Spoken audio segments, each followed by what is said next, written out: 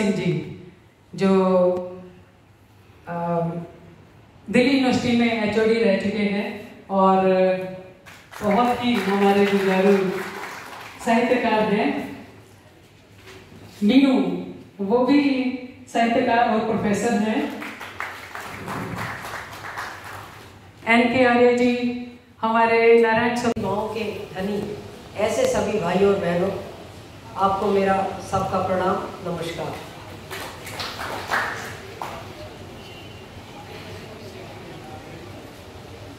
जैसे कि आपको पता ही है कि हमारे भारतवर्ष में महिलाओं को सिर्फ माना ही नहीं जाता, पूजा जाता है।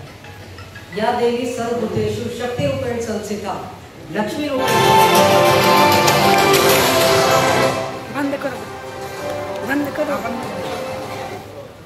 मातृ रूपेण संस्थिता, नमस्तस्यै नमो नमः। और हमारे भारतवर्ष में पुरातन समय से ही नारियों को देवी का दर्जा दिया गया है। यदि कृष्ण का नाम लेते हैं तो पहले राधा लगाते हैं, राम का नाम लेते हैं तो पहले सीता कहते हैं। ये हमारी परंपरा चलती आई और सभी क्षेत्रों में महिलाएं अग्रणी रही हैं। और यदि मैं ये कहूं कि राजनीतिक रूप से भी महिलाओं ने जब भी विकास किया तो विभिन्न क्षेत्रों में एक अग्रणी अपना स्थान रखा। और जब 2014 में भारतीय जनता पार्टी की सरकार बनी, हमारे यशस्वी प्रधानमंत्री भाई नरेंद्र मोदी जी ने बागडोर संभाली, तब से भी महिलाओं को बहुत एक अलग राजनीतिक रूप से दर्जा दिया गया। अभी पिछले टर्म में कम से कम 12 महिलाएं जो कि मंत्री बनी, एक अपने आप में बहुत अभूतपूर्व ऐसा रहा कि 12 केंद्र में और राज्य में मंत्री बनी। उसके साथ साथ जिस क्षेत्र से मैं भी आती हूँ, हरियाणा, वहां भी और अन्य क्षेत्रों में भी कम से कम 50% महिलाओं को आरक्षण मिला। 55%, मैं 33% नहीं 50% की बात कर रही हूँ। चाहे वो पंचायत हो, चाहे उसमें जिला परिषद के हैं, चाहे डेक स्वरूप में आपके सामने के। तो मैं यही कहूंगी कि जब महिलाओं को कोई दायित्व सौंपा जाता है, हर कोई अपने सीख के नहीं आता, लेकिन जब कहीं उनको आप जिम्मेदारी सौंपते हैं तो वो अपने में बखूबी करते हैं। तो मैं यही कहूंगी कि हमारी सरकार ने भी जब महिलाओं को जो जो दायित्व दिया और उन पर लगाने का काम हुआ, जिम्मेदारी तो उन्होंने करके दिखाया। हमारी दिल्ली की जो मुख्यमंत्री रेखा गुप्ता जी, वो भी स्टूडेंट लीडरशिप से आई और आज बड़े बखूबी के साथ दिल्ली में महिला जो मुख्यमंत्री बनी वो रेखा जी बनी। तो एक बहुत अच्छा कहते हैं ना कि कहते हैं प्रत्यक्ष को प्रमाण की जरूरत नहीं होती।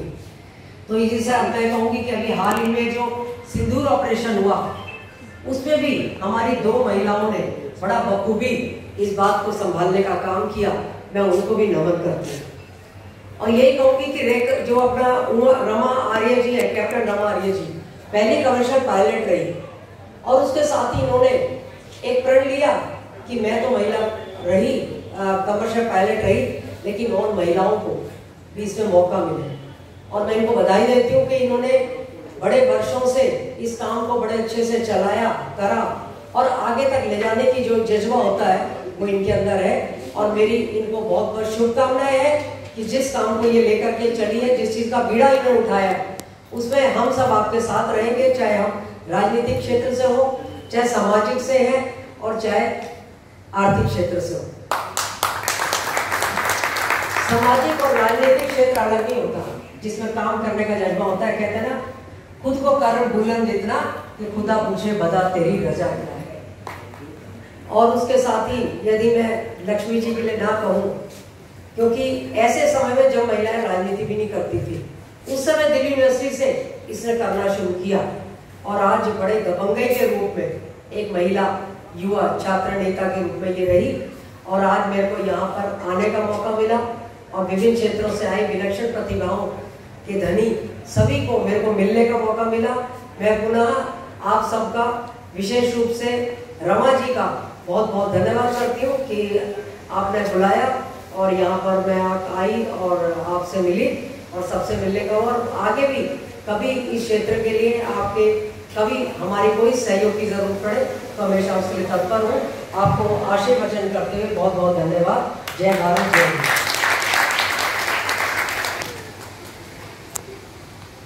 अपना हाथ किन्नर अखाड़े का पकड़ के और अपने साथ जोड़ा कि किन्नर अखाड़ा एक सत की राह पे चलेगा।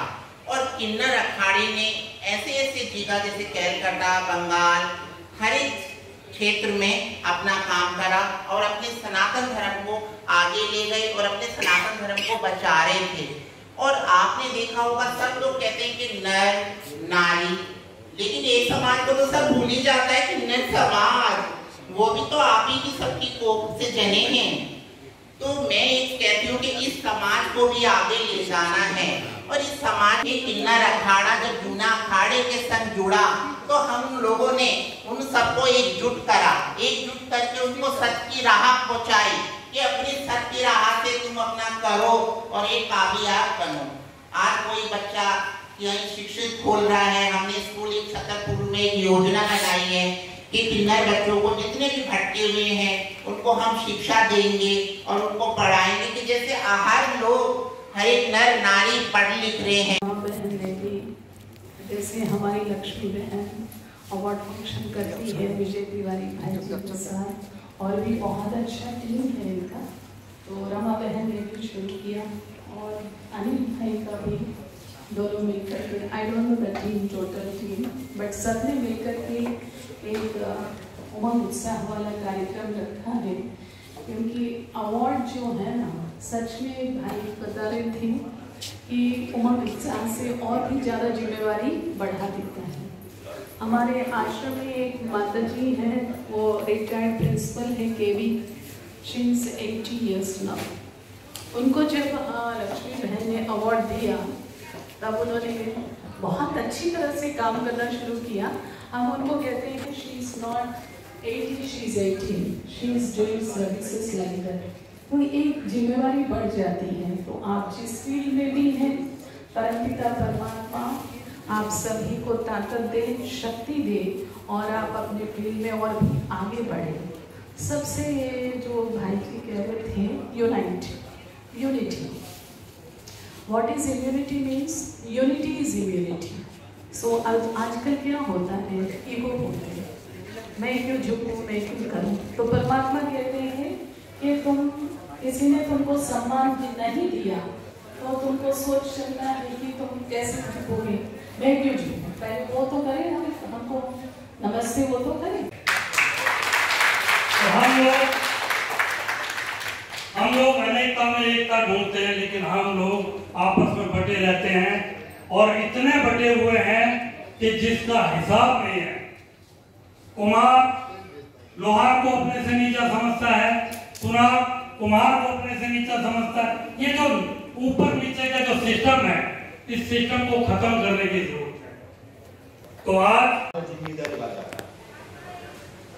जो जिस क्षेत्रों में है, यहाँ पे कोई धर्मगुरु है, कोई एडवोकेट है, कोई डॉक्टर है, कोई सोशल वर्कर है, जो जिस क्षेत्र में रहता है, सबका जिम्मेदारी बढ़ाने का एक कंधों पे जिम्मेदारी आ जाता है, उनका और हौसला बढ़ जाता है।